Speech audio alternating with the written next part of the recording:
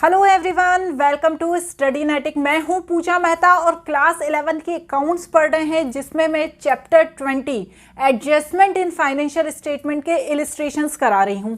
अभी तक हम इलिस्ट्रेशन नंबर 20 तक कर चुके हैं। आप मेरे प्लेलिस्ट में चले जाइए, वहां पर प्रॉपर वे में पूरे क्वेश्चंस और सारे इलिस्ट्रेशंस जो इससे पहले के चैप्टर्स हैं उनके भी और इस चैप्टर के इलिस्ट्रेशंस भी मैंने रखे हुए हैं, तो आप वहां जाकर देख सकते हैं। आज के वीडियो में हम कौन सा वाला इलिस्ट्रेशन करने वाले हैं? हम करने वाले हैं इलिस्ट्रेशन नंबर 21। तो स्टार्ट ही करते हैं और क्या करेंगे। पर उससे पहले आप सभी प्यारे प्यारे बच्चों से रिक्वेस्ट है, मेरे चैनल को सब्सक्राइब ज़रूर ज़रूर ज़रूर कीजिएगा। और किसी भी तरह का यदि कोई क्वेश्चन में कुछ भी डाउट है तो आप मुझसे कमेंट बॉक्स में पूछ सकते हैं, उसका मैं ज़रूर आंसर दूंगी। ठीक है, जैसे हम आज ये इलिस्ट्रेशन कर रहे हैं, इस इलिस्ट्रेशन में कोई डाउट है तो इसी के कमेंट बॉक्स में आप मुझे इसी वीडियो के कमेंट बॉक्स में क्वेश्चन पूछ सकते हैं। चलो, तो अब हम क्या देखते हैं, स्क्रीन पर इलिस्ट्रेशन नंबर 21 को देख लेते हैं। जैसा ट्रायल बैलेंस दिया होता है वैसा दिया है। ये किसका है? दिलीप कुमार, कुछ भी नाम है वैसे तो, ठीक है ना। और नीचे क्या दिया हुआ है? एडजस्टमेंट दिए हुए हैं। हम या तो क्या करें, पहले एडजस्टमेंट पढ़ लें और एक एक एडजस्टमेंट को करें, और या तो क्या करें, पहले हम ट्रेडिंग एंड पीएनएल अकाउंट बनाएं, ध्यान रखते जाएं कि नीचे कौन से एडजस्टमेंट दिए हैं और उसके हिसाब से क्वेश्चन को करते जाएं। आपको जैसा इजी लगता है आप वैसा कीजिए, क्योंकि देखिए आपके ऊपर डिपेंड है। मेरे पास तो यहाँ पर वीडियो को ज़्यादा ना लेंदी बनाने का प्रेशर रहता है कि भैया वीडियो ज़्यादा लंबा नहीं बनना चाहिए, छोटे से वीडियो में आपका क्वेश्चन आप समझ लें, इसलिए मैं क्या करती हूँ साथ में ही बताती जाती हूँ। लेकिन जब आप कर रहे होते हैं तो आप अपने हिसाब से कर सकते हैं, लेकिन एग्ज़ाम टाइम में भी आपको जल्दी ही करना पड़ेगा, तो हमें क्या करना चाहिए, साथ ही में कर लेना चाहिए। तो सबसे पहले तो देखिए क्या आता है, ओपनिंग स्टॉक आता है। इससे पहले आपको देख लेना चाहिए कि कहीं परचेज एडजस्टेड तो नहीं है, क्योंकि यदि एडजस्टेड परचेज रहती है तो क्या होता है, ओपनिंग स्टॉक और क्लोजिंग स्टॉक उसमें नहीं लिखते हैं, सिर्फ डायरेक्ट एडजस्टेड परचेज लिख देते हैं। लेकिन यदि सिंपल परचेज दी है तो हमें क्या करना होता है, ओपनिंग स्टॉक लिखना होता है। तो मैं यहाँ पर लिखती हूँ ओपनिंग स्टॉक। कितना दिया है अमाउंट? 8,40,000। उसके बाद क्या दिया है, देखिए दिया नहीं, हमें देखना है कि उसके बाद क्या आता है। उसके बाद आता है परचेज। तो परचेज कितना दिया हुआ है? परचेज दिया है 2 लगा देती हूँ, 2 परचेज। परचेज दिया है 33,00,000। क्लियर। उसके बाद फ्रेट ऑन परचेज, ये भी क्या होता है, एक डायरेक्ट एक्सपेंसेस होता है जिसे हम ट्रेडिंग अकाउंट के डेबिट साइड लिखते हैं। अब कितना अमाउंट है उसका? 48,000 का। उसके बाद दिया है वेजेस। वेजेस कहाँ आता है? ट्रेडिंग अकाउंट के डेबिट साइड, 2 लाख का। अब नीचे इसका एक एडजस्टमेंट दिया हुआ है। क्या एडजस्टमेंट दिया है? Outstanding salary and outstanding wages. तो प्लस क्या कर देंगे, आउटस्टैंडिंग वेजेस को हम प्लस कर देंगे। तो कितना आ जाएगा हमारा? यहाँ पर 20,000 दिया है तो यहाँ पर आ जाएगा 2,20,000। यहाँ तक तो क्लियर है, कोई डाउट तो नहीं है। अब यहाँ पर आ जाते हैं बाय सेल्स। सेल्स कितनी दी है? 50,000,000। बहुत बड़ा अमाउंट है। उसके बाद बड़ी भैया बहुत बड़ी फर्म है। उसके बाद इसमें यहाँ पर सेल्स रिटर्न भी दिया हुआ है, तो हम सेल्स रिटर्न कितना कर देंगे? 60,000। तो आप कीजिए माइनस, तो 49,40,000 आ जाएगा। क्लियर? यहाँ तक भी क्लियर।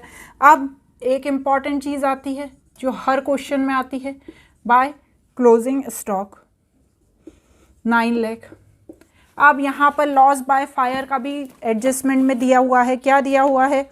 देखिए, stock valued 1500 was destroyed by fire 25 March 2021.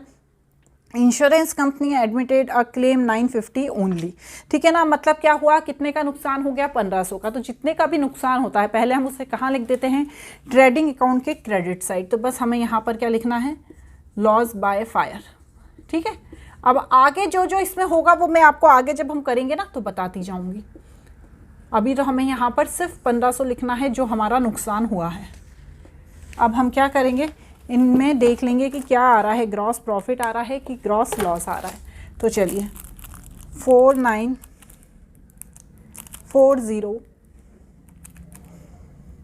Plus 9 lakh plus 1500, तो यहाँ पर आ गया 5841,500। ठीक है, अब इसमें देखते हैं माइनस करके,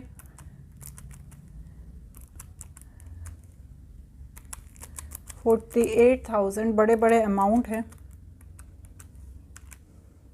ना, तो ये कम आ रहा है तो ग्रॉस प्रॉफिट ही आएगा 5841,500। तो यहाँ पर आया 1433,500। तो ये क्या आ गया, टू ग्रॉस प्रॉफिट, जिसे कहाँ क्या करते हैं, ट्रांसफ़र टू P&L अकाउंट। ठीक है, ये तो हमको पता ही है। ठीक है, अब चलिए, अब इसे क्या करते हैं, इसे हम ले जाते हैं कहाँ पर, इस साइड ले जाते हैं P&L अकाउंट के। तो बाय ग्रॉस प्रॉफिट कितना, 1433,500। क्लियर। अब देखिए यहाँ पर और क्या दिया हुआ है, यहाँ पर दी हुई है सैलरी। तो सैलरी हमारी क्या होती है, सैलरी हमारा एक इनडायरेक्ट एक्सपेंसेस होता है। तो सैलरी को हमें कहाँ लिखना है, सैलरी को लिखना है हमें P&L अकाउंट के डेबिट साइड। तो हम यहाँ पर लिखेंगे टू सैलरी। अब ये जो सैलरी है इसमें से क्या ऐड हो जाएगा, आउटस्टैंडिंग सैलरी, आउटस्टैंडिंग सैलरी। तो सैलरी कितनी दी हुई थी, देखिए क्वेश्चन में 3,20,000, 3,20,000। इसमें से जब मैं माइनस करूँगी, प्लस करूँगी, सॉरी 32,000 जो क्वेश्चन के नीचे एडजस्टमेंट दी है, तो यहाँ पर आएगा 352,000। क्लियर। उसके बाद देखिए सैलरी के बाद क्या दिया हुआ है, इंश्योरेंस। तो मैं यहाँ पर लिख दूँगी टू इंश्योरेंस, कितना दिया है, 2,20,000। अब इसमें क्या करेंगे, इसमें हम ऐड कर देंगे प्रीपेड इंश्योरेंस। देखिए नीचे लाइन दी है ना, prepaid insurance 9,000 and accrued commission 12,000। ठीक है, तो यहाँ पर क्या कर देंगे, 12,000 को हम, 12,000 नहीं बच्चों, 9,000 को हम क्या कर देंगे, लेस कर देंगे। क्यों करेंगे लेस, क्योंकि ये प्रीपेड है, प्रीपेड करिए। 2,20,000 से जब 9,000 को लेस करेंगे तो 2,11,000 आएगा। उसी के बाद क्वेश्चन में देखिए नीचे ही दिया हुआ है बैड डेब्ट्स। तो बैड डेब्ट्स कितना दिया हुआ है, 60,000। तो यहाँ पर लिख देंगे टू बैड डेब्ट्स 60,000। ठीक है, उसके बाद जो मेन कहानी है किसकी, लॉस बाय फायर की, जिसमें बहुत सारे बच्चे कंफ्यूज हो जाते हैं, उसको समझेंगे। तो यहाँ पर लिखेंगे टू लॉस बाय फायर। ठीक है, फिर से पढ़ते हैं नीचे जो एडजस्टमेंट दिया हुआ है, क्या दिया हुआ है कि 1,500 रुपये का जो हमारा सामान था वो जल गया और क्लेम हमें कितना मिला, 950। तो मैंने आपको पहले के इलस्ट्रेशंस में भी बताया है कि जो सामान जल जाता है और जितना इंश्योरेंस का क्लेम हमें मिल जाता है उसमें से उसे माइनस करके जो हमारा टोटल नुकसान हुआ है उसे यहाँ पे लिखते हैं। ठीक है, यदि पूरा का 1,500 रुपये का कुछ भी क्लेम नहीं मिलता, हमें पूरा ही पैसा हमारा जल जाता, मतलब पूरा ही सामान हमारा जल जाता, कुछ भी पैसा हमें इंश्योरेंस कंपनी से नहीं मिलता, तो ये पूरा 1,500 रुपये मैं यहाँ लिख देती। दूसरी स्थिति भी हो सकती है कि मुझे जो 1,500 का सामान जल गया था वो पूरा पैसा इंश्योरेंस कंपनी दे रही है, तो मैं यहाँ पर कुछ भी नहीं लिखूंगी, यहाँ 0 लिखूंगी। लेकिन यहाँ की स्थिति में क्या हो रहा है, 1,500 का सामान जल गया, 950 रुपये मुझे इंश्योरेंस कंपनी दे रही है, तो जो बचे हुए 550 रुपये का जो मेरा नुकसान है उसे मैं यहाँ लिखूंगी। मतलब कहने का मतलब यह है कि जितना नुकसान होता है उसे ही यहाँ पर लिखा जाता है। Clear madam. अब डेप्रिसिएशन ऑन मशीनरी, तो टू डेप्रिसिएशन ऑन मशीनरी कितना दिया हुआ है, देखिए 10%। ठीक है, तो यहाँ पर 10% निकालेंगे तो आएगा 212,000। क्लियर। अब यहाँ ग्रॉस प्रॉफिट तो आ ही गया था, देख लेते हैं किसी तरह का कुछ रिसीव तो नहीं है। तो यहाँ पर देखिए हमारे पास है कमीशन रिसीव, क्योंकि वो कहाँ पर दिया है, क्रेडिट साइड। तो बाय कमीशन रिसीव्ड, कितनी है कमीशन रिसीव, 38,000। अब लेकिन कमीशन का देखिए नीचे एक एडजस्टमेंट भी दिया है, कमीशन कौन सा है, एक्रूड है, तो एक्रूड कमीशन क्या होता है, ऐड हो जाता है, तो मैं यहाँ पर लिख दूंगी एक्रूड कमीशन। आप पूरा पूरा लिखिएगा बच्चों, आपको ऐसा छोटा छोटा डॉट लगा के नहीं लिखना है, यदि आप ऐसा लिखेंगे तो आपके मार्क्स कट जाएंगे। आपको एग्ज़ाम में या आप अभी अपनी कॉपी में भी कर रहे हैं ना, तो इसे पूरा लिखना है हमें। वो तो मेरे पास जगह कम रहती है तो मैं छोटा छोटा सा लिख देती हूँ। चलें ठीक है, अब क्या करते हैं, देखते हैं क्या आ रहा है यहाँ पर। 1433,500 प्लस 50,000, यहाँ पर आया 148,3,500। ठीक है, अब यहाँ पर 352,000 प्लस 211,000 प्लस 60,000 प्लस 550 प्लस 212,000। इसमें से जब मैं ये माइनस करूँगी 148,3,500, तो यहाँ पर मेरा नेट प्रॉफिट आएगा 64,7,950। तो ये कहाँ पर लिखेंगे हम, इसे हम कैपिटल में से ऐड कर देंगे, है ना, नेट प्रॉफिट ऐड हो जाता है तो ये कैपिटल में ऐड हो जाएगा। तो मैं यहाँ पर लिख देती हूँ to net profit transfer to capital account. ठीक है ना, कैपिटल अकाउंट ही लिखते हैं और ये इस तरह से हो जाएगा। अब चलिए फटाक से बैलेंस शीट बना लेते हैं। तो बैलेंस शीट में क्या है, कुछ भी नहीं है, बहुत सिंपल सी बैलेंस शीट है। सिर्फ यहाँ पर एक चीज़ है जो नई है, बाकी सारी चीज़ें पुरानी हैं। पुरानी से मतलब जो पुराने इलस्ट्रेशंस में आ चुकी है। अब वो नई चीज़ क्या है, जब हम करेंगे तो बताऊंगी ना, अभी पहले थोड़ी बता सकती हूँ मैं। Liabilities, amount, assets, amount. Clear. अब चलें, यहाँ पर सबसे पहले तो हम क्या लिखेंगे, कैपिटल लिख देंगे जो ट्रायल बैलेंस में दी हुई है। कितनी दी है, 3,188,000। बड़ी फर्म है मतलब बड़े बड़े अमाउंट है। अब इसमें हम क्या करेंगे, नेट प्रॉफिट ऐड कर देंगे। नेट प्रॉफिट कितना है, 64,7,950। चले चलाएं कैलकुलेटर या चलाएं अपने हाथ या दिमाग और देखिए कितना आ रहा है ऐड करने पर, 38,35,950। क्लियर। अब नेक्स्ट क्या है, सैलरी। सैलरी नहीं, outstanding salary, outstanding salary and outstanding wages. Salary कितनी दी है, 32,000। वो वेजेस कितने हैं, 20,000। देखिए नीचे एडजस्टमेंट में दिए हुए हैं ना, इसमें हमने कोई कैलकुलेशन नहीं किया, जो एडजस्टमेंट में दिए हैं उन्हें ही लिख लिया।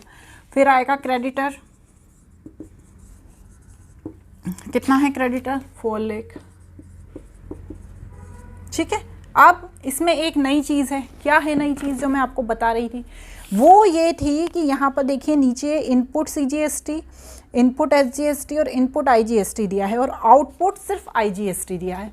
तो भैया इनपुट क्या होता है, जो हमने पेमेंट किया है, और आउटपुट क्या होता है, जो हमारे पास है। तो हम क्या करेंगे, इनको सेट ऑफ करेंगे। भूल तो नहीं गए सेट ऑफ करना, यहाँ पर मैं छोटे से ही करके बता देती हूँ। पहले क्या दिया है, इनपुट CGST, SGST और IGST दिया है। ठीक है ना, ये इनपुट दिया है और आउटपुट कितना दिया है, आउटपुट सिर्फ IGST दिया है। IGST दिया है ना, आउटपुट सिर्फ IGST दिया है। तो सबसे पहले मैं क्या करूँगी, यहाँ पर 15,000 लिखूँगी जो आउटपुट IGST मेरे पास आया है। ठीक है। अब CGST कितना दिया हुआ है, CGST दिए हैं 4,000 और SGST भी दिए हैं 4,000। तो पहले मैं क्या करूँगी, दोनों 4,000 आउटपुट IGST के साथ सेट ऑफ करूँगी। तो जब मैं 15,000 में से ये दोनों 4,000 प्लस 4,000 को माइनस करूँगी, ठीक है, तो मेरा यहाँ पर आएगा 7,000। ठीक है ना, क्योंकि क्या है, हम कर सकते हैं इनपुट CGST और SGST IGST के साथ सेट ऑफ कर सकते हैं, आपस में नहीं कर सकते हैं, लेकिन IGST के साथ सेट ऑफ कर सकते हैं। सेट ऑफ कर दिया, अभी भी 7,000 बचे हैं किसके पास, IGST के पास। तो IGST का खुद का कितना है, इनपुट 5,000, तो मैं क्या करूँगी, ये 7,000 में से 5,000 को और माइनस कर दूँगी तो कितना आ जाएगा मेरा 2,000। तो 2,000 भी अभी भी बचा हुआ है क्या, IGST। तो यहाँ पर मैं क्या लिख दूँगी, यहाँ पर मैं लिख दूँगी आउटपुट IGST। ये पूरा वर्किंग नोट था, ठीक है ना। आउटपुट IGST कितना, 2,000। समझ में आया? यदि नहीं आए कमेंट बॉक्स में कमेंट कर देना, अच्छे से प्रॉपर वे में लिख के आपको सेंड कर दूंगी कमेंट में, ठीक है। अब एसेट साइड आ जाते हैं। एसेट साइड क्या दिए हुए हैं, मशीन 2120,000, इसमें से जब हम डेप्रिसिएशन माइनस करेंगे 10% जो निकाला था, तो यहाँ पर आएगा 190,800। क्लियर। अब इसके बाद आ जाइए, इसके बाद जितनी भी चीज़ें हैं, जैसे क्लोजिंग स्टॉक, कितना दिया था क्लोजिंग स्टॉक, 9 लाख दिया था ना, ये लिखा था हमने 9 लाख क्लोजिंग स्टॉक। उसके बाद क्या था, cash in hand 80,000, cash at bank 1,20,000, bill receivable देखिए आप क्वेश्चन में दिया है ट्रायल बैलेंस में अंदर 4 लाख, डेटर्स भी दिए हैं ट्रायल बैलेंस के अंदर 8,60,000। अब प्रीपेड इंश्योरेंस जो एडजस्टमेंट में था और हमने क्या किया था, यहाँ पर हमने लेस किया था, उसको यहाँ पर लिखना पड़ेगा 9,000। उसके बाद एक्रूड कमीशन, ये हम पढ़ चुके हैं ना, ये सारी चीज़ें आती, हमने फॉर्मेट पढ़े थे तब समझे थे। एक्रूड कमीशन भी यहीं पर आएंगे 12,000। और सबसे इम्पॉर्टेंट इंश्योरेंस क्लेम। अब यहाँ पर कौन सा अमाउंट लिखेंगे, हम यहाँ पर वो अमाउंट लिखेंगे जो हमें क्लेम में मिला है, ठीक है। बहुत अच्छे से और बहुत बार बता चुकी हूँ कि जो अमाउंट क्लेम से मिलता है, यदि हमें कुछ भी नहीं मिला होता है तो यहाँ हम कोई अमाउंट नहीं लिखेंगे। आप लोग कहते हैं ना कभी आ जाता है कभी नहीं आता है, ऐसा नहीं होता है। जब हमें क्लेम मिलता है वो अमाउंट यहाँ लिखते हैं। यदि एडजस्टमेंट में लिखा है कि किसी तरह का कोई क्लेम नहीं मिला तो यहाँ कोई अमाउंट नहीं लिखेंगे, ठीक है। चले अब इसको ऐड करके देख लेते हैं कि भैया बराबर भी आ रहा है कि नहीं आ रहा है, कुछ गड़बड़ तो नहीं कर दी है। 1,90,800 plus 9 lakh plus 80,000 plus 1,20,000 plus 4 lakh plus 8,60,000 plus 9,000 plus 12,000 plus 950। तो यहाँ पर आया 42,89,950, ठीक है, 42,89,950। अब इसी तरह यहाँ कर लेते हैं 38,35,950 plus 32,000 plus 20,000 plus 4 lakh plus 2,000। तो यहाँ पर आया 42,89,950। क्लियर। चलिए अब क्या करें, इसी वीडियो में कर लें एक और क्वेश्चन कि अगले वीडियो के लिए छोड़ दें, बड़े बड़े क्वेश्चन हैं। अगला क्वेश्चन भी बहुत बड़ा है, चलिए उसे नेक्स्ट वीडियो में कर लेंगे। आज के वीडियो में यही एक क्वेश्चन, अगले वीडियो के लिए तैयार रहिए, अगले इलस्ट्रेशन के लिए तैयार रहिए। Bye bye.